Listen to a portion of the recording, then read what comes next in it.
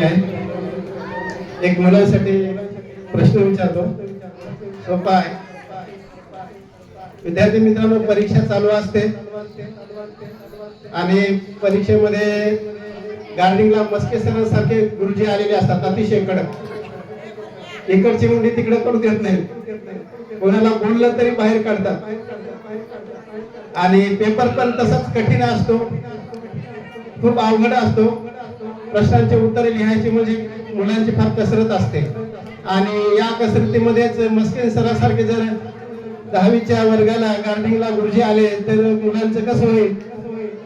आणि पाठीमागे बेंचवर बंड्या असतो.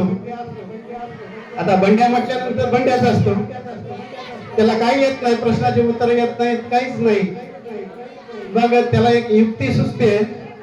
आता सर्व विनोद हा मस्के सरावरती नाही हे लक्षात राहू द्या, परंतु मस्के सरा सारखे कडक आणि शिस्तीचे गुरुजी असतात आपल्या शाळेत आहे तसे. आणि मग काय करावं त्या बंड्याला काय कळतच नाही. त्याला एक युक्ती सुचते, गुरुजी माझ्याकडे या बरं जर असं. आणि मग गुरुजी म्हणजे मस्के सर त्या बंड्याकडे जातात आणि म्हणतात काय झालं, काहीतरी चिठ्ठी लिहून देतो.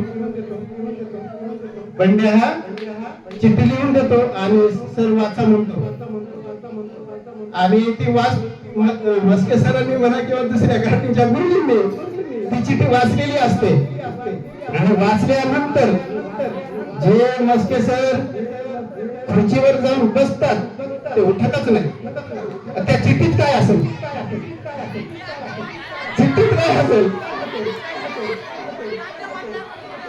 तर इतक्यामध्ये मग त्या बंड्याच्या पुढचा जो मित्र असतो आणि तो म्हणतो, अरे बंड्या, जेव्हा तू मस्के सरांना चिठ्ठी दिलीस तेव्हापासून गार्डिंगला असलेले गुरुजी इकडे तिकडे फिरतच नाहीत, खुर्चीवर जाऊन बसलेत, असं या चिठ्ठीमध्ये नेमकं काय आहे.